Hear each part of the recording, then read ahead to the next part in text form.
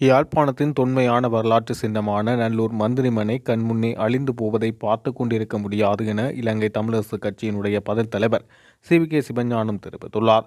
அதனை புனரமைப்பது தொடர்பாக நல்லூர் மந்திரிமனையின் நம்பிக்கை பொறுப்பாளர்களும் தொல்லியல் திணைக்களமும் இணைந்து 2 வாரங்களுக்குள் ஒரு முடிவுக்கு வர வேண்டும் என அழைப்பு விடுத்துள்ளார். அது தொடர்பாக ஊடக சந்திப்பு ஒன்றில் கருத்து தெரிவிக்கும் போது அவர் இது தொடர்பாக சில விடயங்களை தெரிவித்தார்.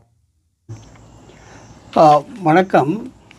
நான் இன்றைக்கு ஒரு முக்கியமான ஒரு விடயம் சம்பந்தமாக நேரடியாக அரசியலுக்கு நேரடி தொடர்பில்லை, எங்களுடைய பகுதியிலே இருக்கக்கூடிய தமிழ் மக்களுடைய ஆட்சி முறையிலே இருக்கக்கூடிய எச்சமாக இருக்கக்கூடிய மந்திரிமனையினுடைய நிலை பற்றி ஒரு மக்கள் மத்தியில் கருத்து தெரிவிக்க வேண்டிய பொறுப்பு எனக்கு இருக்கிறது என்ற வகையில் இன்றைய இந்த கலந்துரையாடலை இந்த பத்திரிகையாளர் சந்திப்பை நான் ஏற்பாடு செய்திருக்கிறேன். உங்களுக்கு தெரியும், இலங்கையிலே மிக பிரபல்யமான வரலாற்றாளர் என்று சொல்லக்கூடிய KMD சில்வா போன்றவர்கள் கூட அவருடைய புத்தகத்திலே ஆங்கிலத்திலே ஜெஃப்னா கிங்டம் அல்லது ஆரிய சக்கரவர்த்தி was the much more the powerful kingdom இந்த கண்ட்ரி என்று எழுதியிருக்கிறார். மிக பலம் வாய்ந்த ஒரு ஆட்சியாக அரசாக இருந்த தமிழர்களுடைய அரசாங்கம் ஆட்சியின் எச்சமாக இருக்கிற இந்த மந்திரிமனை இன்னும் சில காலங்களிலே முற்றாக அழிந்துவிடும் என்ற ஒரு அச்சம் இருக்கிறது, பலரிடம் இருக்கிறது. பலர் என்னோடு பேசுகிறார்கள், நான் ஏதாவது நடவடிக்கை எடுக்கவில்லை என்ற குற்றம் சொல்கிறார்கள், குறை சொல்கிறார்கள். இது பற்றிய ஒரு மிக தெளிவான விழிப்புணர்வை மக்களுக்கு செல்ல வேண்டிய கடமை எனக்கு இருக்கிறது. இந்த மந்திரிமனையிலிருந்து ஒரு 300 மீட்டருக்குள்ளே வசிப்பவன், கடந்த 55 வருடங்களாக வசிப்பவன், அதனுடைய புனரமைப்பிலே மிக பல காலமாக ஈடுபட்டவன் என்ற வகையில் இன்று என்னுடைய செயல்பாட்டை நான் மக்களுக்கு தெரிவிக்க வேண்டிய ஒரு கடமை இருக்கிறது இங்கே இருக்கிறவன் என்ற வகையில். முதலாவது, இந்த இடம் ஒரு நம்பிக்கை சொத்து, அது மடம் ட்ரஸ்ட் என்று சொல்லக்கூடிய நம்பிக்கை சொத்தாக இருக்கிறது. அந்த நம்பிக்கை சொத்துக்கான முக்கியமான சொத்துக்கான ட்ரஸ்டி நம்பிக்கை பொறுப்பாளர் கொழும்பில் இருக்கிறார். அவர்கள் பிறகு இங்கே யாழ்ப்பாணத்தில் இருக்கிறார்கள். அவர்களோடு நான் பல காலமாக, அவர்கள் நண்பர்கள் பல தொடர்பு இருந்து முக்கியமாக பல காலமாக இங்கே ஒரு நீதிமன்ற வழக்கு ஒன்று தொடர்ந்து அந்த காரணத்தினாலே சில காரியங்கள் செய்ய முடியாமல் போயிட்டு, எவ்வாறாயினும் கடந்த 5-6 வருடங்களாக நான் ஆழமாக இந்த விடயத்திலே முயற்சி செய்து வந்திருக்கிறேன். குறிப்பாக 2020ஆம் ஆண்டு ஆகஸ்ட் மாதம் 15ஆம் தேதி இது தொல்பொருள் திணைக்களத்தினுடைய பாதுகாக்கப்பட்ட ஆதனம் என்ற பகுதிக்குள்ளே வர்த்தமானி பிரசுரம் செய்யப்பட்ட ஒரு கட்டிடம். அது சம்பந்தமாக நான் அப்பொழுது அந்த பணிப்பாளருக்கு, உதவி பணிப்பாளருக்கு எழுதிய கடிதத்தில், நீங்கள் இதை திருத்த வேண்டும், அல்லாது திருத்தாவிட்டால் எங்களுடைய ஒரு சின்ன அமைப்புக்கு நாங்கள் நிதி சேர்த்து அதை, எங்களுக்கு உரிமை ஒன்றும் தேவையில்லை, அது பராமரிக்கப்பட வேண்டும், ஆகவே நாங்கள் பொதுமக்கள நிதி மூலம் அதை செய்வதற்கு அனுமதி கோரி கடிதம் எழுதினாலும் கூட அதற்கான பதில் எனக்கு கிடைக்கவில்லை. அதை தொடர்ந்து பல சந்தர்ப்பங்களிலே நாங்கள் முயற்சி செய்து வந்தாலும் இரு சாராரிலையும் ஒற்றுமையாக கொண்டு வரக்கூடிய நிலை இருக்கவில்லை. அண்மை காலம் 2024ஆம் ஆண்டு நான் மே மாதம் அப்போதைய ஜனாதிபதி ரணில் விக்ரமசிங்க அவர்கள் தந்த செல்வா கலையரங்கிலே நடந்த ஒரு நிகழ்விலே கலந்து கொண்ட போது இந்த மந்திரிமனை விடயங்கள் சம்பந்தமாக அப்பொழுது அங்கே பிரசன்னமாக வடமாகாண ஆளுநர் சார்ல்ஸ் அம்மையார் இருந்தார், சுதந்திரன் அவர்களும் இருந்தார்கள். அவர்களோடு பேசிய போது இதில் என்ன பிரச்சனை, இதை பராமரிப்பதற்கென்று ஜனாதிபதி கேட்ட பொழுது நான் நிதி என்று தான் சொன்னேன். அப்பொழுது அவர் நிதி ஒரு பிரச்சனையே இல்லை, ஏதாவது நிதி வேணுமென்றால் எவ்வளவு என்னால் தர முடியும். இதில் மற்ற ஏற்பாடு சம்பந்தமாக கேட்டபொழுது அங்கே இருக்கக்கூடிய தொல்பொருள் திணைக்களத்தினுடைய அதிகாரிகளை அழைத்து அடுத்து வருகின்ற அடுத்து வருகிற 3 அல்லது 4 நாட்களுக்குள் ஆளுநரை சந்தித்து இந்த விடயம் தொடர்பாக செயல்பட வேண்டும் என்று அந்த திணைக்கள அதிகாரிக்கு ஜனாதிபதி உத்தரவிட்டிருந்தார்.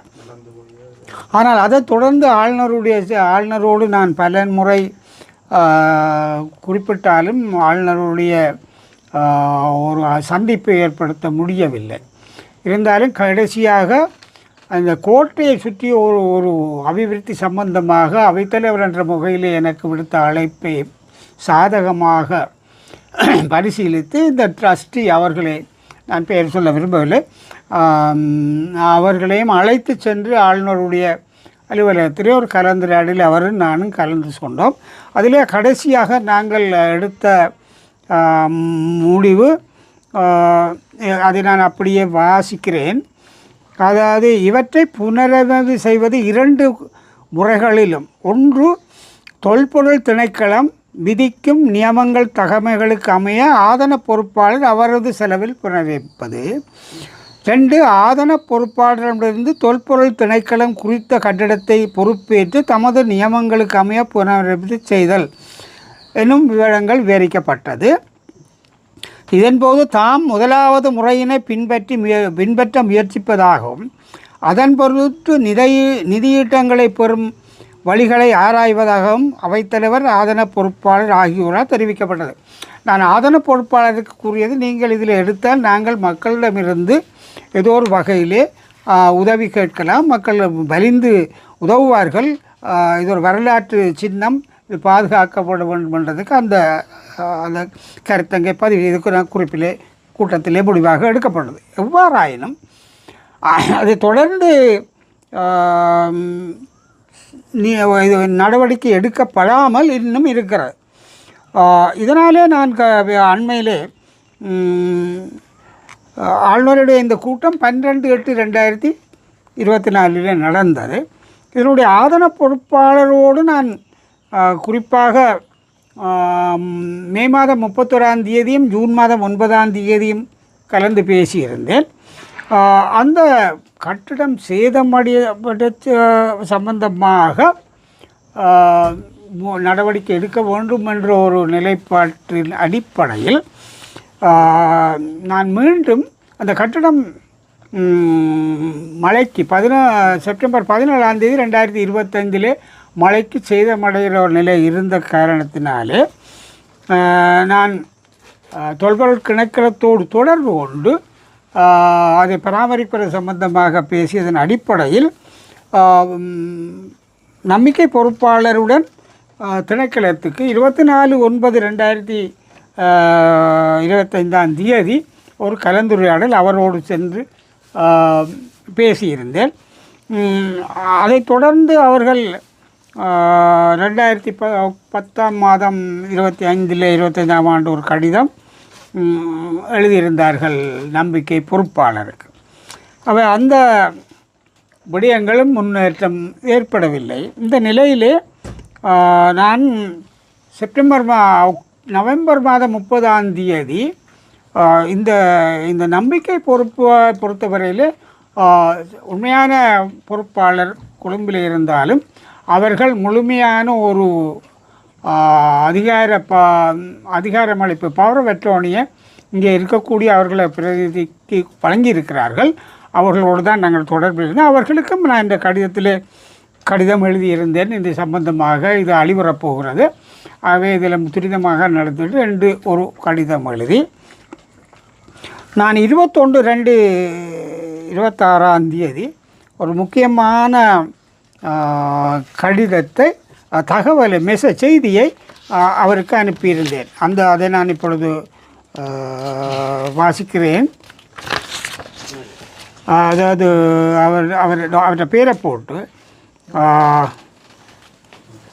எனக்கு கிடைத்த எனக்கு இங்கே இருக்கக்கூடிய தொல்பொருள் திணைக்களத்தினுடைய உதவி பணிப்பாளர் எனக்கு ஒரு செய்தி அனுப்பியிருந்தார் இது பற்றி. ஆகவே அதை நான் இங்கே இருக்கிற பொறுப்பாளருக்கு வாட்ஸ்அப் மூலம் அனுப்ப முடியாவில்லையால் உங்களுக்கு அனுப்புகிறேன். இதில் உடனடி நடவடிக்கை எடுங்கள் என்றும் அதில் நான் போட்டிருக்கிறேன். ஆங்கிலத்தில் இருக்கிறது. I am sure you may be aware of the recent singular chauvinist position that no Tamil kingdom has existed in Jaffna. This is the main building of Changlithopu that we claim as the monument of the Changlian Tamil kingdom. If this is allowed to be removed from existence, we are giving room to the singular chauvinist. I am sure you or doctor will never be a party for it. There are two options available to you. இதில் நான் என்ன சொல்லியிருக்கிறேன் என்றால், இதில் சிங்கள இனவாதிகள் இப்பொழுது எங்களுடைய தமிழ் ராட்சியமே இல்லை என்ற ஒரு நிலைப்பாட்டை பேசுகிற நிலைக்கு இந்த மந்திரிமனை அழிவுறுமானால் அவர்களுடைய கூற்று சரியாகவும் போகக்கூடும், ஆபத்து இருக்கிறது. ஆகவே இதை கருத்தில் கொண்டு உங்களுக்கு 2 தெரிவுரிமைகள் இருக்கிறது என்று ஏற்கனவே அந்த ஆளுநர் கலந்துரையாடலில் எடுத்த முடிவை ஒட்டி நான் இன்னும் ஒரு தெரிவுரிமையை அவருக்கு எழுதியிருந்தேன். அந்த ஆங்கிலத்திலேயும் சொல்லி தமிழிலேயும் சொல்கிறேன். You as trustee of the building take up the responsibility of renovating the building. I will see that we muster the necessary resources to finance it without any financial cost to the trust. இதில் இன்னொன்று இருந்தது என்றால், ஆரம்பத்திலே இவர்கள் அந்த நம்பிக்கை பொறுப்பாளர்கள் தங்களுடைய உறவினர்கள் உடன் சேர்ந்து அந்த இதை தாங்களே செய்ய முடியும். அந்த கருத்திலே தான் ஆளுநர் கலந்துரையாடலே நான் ஏற்கனவே வாசித்த கருத்து முன்வைக்கப்பட்டது. ஆனால் பின்னாலே அந்த மாதிரிதான வசதி இல்லை என்ற வகையிலே தான் இப்பொழுது நான் கடைசியாக இப்பொழுது அனுப்பிய 21/2/2020 கடந்த மாதத்தில் அனுப்பினது. நீங்கள் நம்பிக்கை இந்த பொறுப்பு எடுங்கள், நாங்கள் சேர்ந்து நான் பின்னுக்கு சொல்வேன், நாங்கள் போதுமான நிதி வசதியை உங்களுக்கு பெற்றுவதற்கான பொறுப்பை நாங்கள் எடுக்கிறோம் உண்டு. அல்லது otherwise you authorize the archaeology department to do it. I will arrange a small organization to undertake it by arrangement with them. அப்படி நீங்கள் அதை திணைக்களத்திற்கு அதிகாரம் அளித்தால் நாங்கள் ஒரு சின்ன குழுவாக அமைத்து அதற்கான நிதி ஏற்பாடு செய்வதற்கான ஏற்பாட்டை நான் செய்வேன் என்று சொல்லியிருந்தேன். நான் இதையும் நான் சொல்கிறேன் திரும்பி அதில் எழுதின செய்தியிலே, please don't be a party for the distortion of a historical claims என்று போட்டிருக்கேன். அதுக்காக அவன் போட்டால் இது தொங்கிக் கொண்டு தான் இருக்கிறது. இதில் ஒரு சரியான முடிவு வரையில்லை. இதை நான் இன்றைக்கு அவசரப்படுறேன்னா பலர் என்னோடு இதை கேட்கிறார்கள், நான் ஏற்கனவே சொன்னது போல். ஆகவே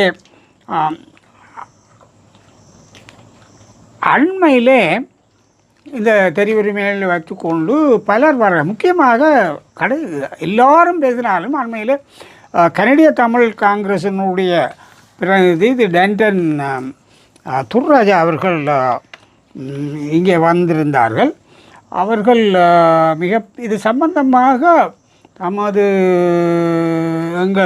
தங்களுடைய பொதுவான தமிழ் மக்களுடைய கரிசனையை வெளிப்படுத்தி எனக்கு என்னோட கலந்து பேசினார்கள். அப்பொழுது நான் எடுத்திருக்கின்ற முயற்சிகளையும் இதை அவர்கள் தெளிவுபடுத்தினேன். அதுக்கு பிறகு அவர் எனக்கு ஒரு செய்தியை இது தொடர்பாக போட்டிருக்கிறார். அதையும் நான் இப்பொழுது மக்களுக்கு தெரிய வேணுமென்றதுக்காக வாசிக்கிறேன்.